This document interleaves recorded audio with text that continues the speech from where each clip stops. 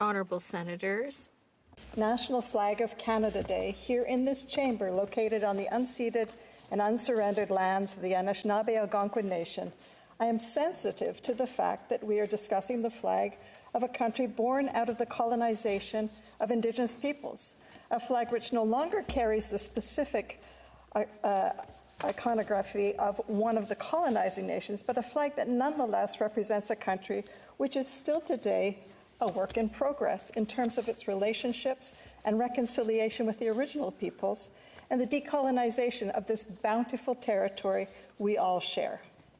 When Prime Minister Lester B. Pearson launched his quest for a new flag for Canada, he was looking for a flag which would represent a nation coming of age, a flag of a more mature and sophisticated nation, a flag of a nation which had participated valiantly in 2 world wars, a flag of a more diverse nation, a flag of a nation about to turn 100, a flag that Canadians could rally around and be proud of when they celebrate the centenary and flock to the ultimate national coming-of-age extravaganza, Expo 67 in Montreal.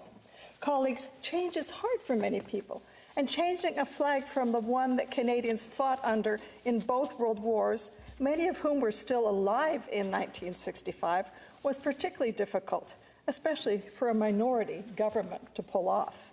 Colleagues, each one of us has our own memories and experiences of the Canadian flag with its red borders, its bold, stylized red maple leaf against that white square centre. The maple leaf has many associations, from the Indigenous peoples who had discovered the food properties of maple sap, to the historic usage on Olympic and military uniforms, to coins, and the song composed by Alexander Muir for Confederation, The Maple Leaf Forever. Some of us remember, yes we do, the great flag debates, and some of us were born into a Canada where our current flag had been flying over the Peace Tower for some years. Today, I just would like to share a few short stories of my own experiences of the Canadian flag. When I was a young schoolgirl, I became aware of the great flag debate because my elementary school bus driver used to express his own strong opinions on the bus about his preference for a beaver to be the dominant symbol on the new flag. Little did I know at that time that there were in fact thousands of designs, including one with the 4 Beatles on it, sent to Ottawa by Canadians with strong opinions like my bus driver. There were hundreds of speeches made in Parliament, most arguing, frankly, against the final design. But with a good design, a Herculean effort, and leadership of some key people, the bill to adopt the new flag passed the House of Commons with a vote of 163 to 78, and the Senate with a vote of 38 to 23. When I moved to Antigonish in 1997, my awareness of the flag's origins grew. The daughter of George Stanley, the man who designed our flag, Laurie Stanley Blackwell, was a history professor at St. Francis Xavier University. Her father had been the dean at RMC. Her husband, John Blackwell, has written extensively about the story of our flag and the many people involved in design and parliamentary consideration.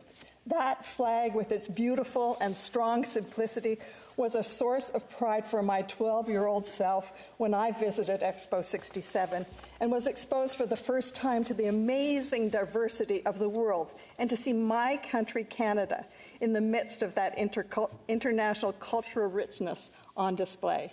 It was an awakening for me in my own coming-of-age period of life. It was therefore no surprise that I proudly affixed that flag to my backpack the first time I traveled through Europe at age 17. Thank goodness parliamentarians before us didn't choose the maple-spangled banner, a Canadian take on the Star-Spangled Banner, which had 10 stars representing the 10 provinces in the middle of the maple leaf. One thing we young Canadian travelers were trying to do was to distinguish ourselves from the Americans. In more recent times, I was so proud to share in the joy and pride of the large group of new Canadians, among them my friend Tara Kathad, CEO of Peace by Chocolate from my hometown of Antigonish, at their Canadian citizenship ceremony at Pier 21 in Halifax. Our Canadian flag was a symbol of safety, freedom, and opportunity for the new Canadians who waved it proudly that day. Colleagues, I must admit that since the occupation of our parliamentary area and downtown Ottawa by the so-called Freedom Convoy and the profane ways some people defaced and used our Canadian flag as their symbol, it's taken me some time, honestly, to be able to see our flag the way I used to. Having said that, colleagues, I hope it is now time to start the process to move past that divisive and polarized period and to reclaim the Canadian flag for all Canadians. It's an iconic and beautiful national symbol, and hopefully by next year, the 60th anniversary of our flag, we can all wave them in that very Canadian way, not boastfully, but with humility and pride in who we are and hope for who we are committed to still become. Walalio, merci, thank you.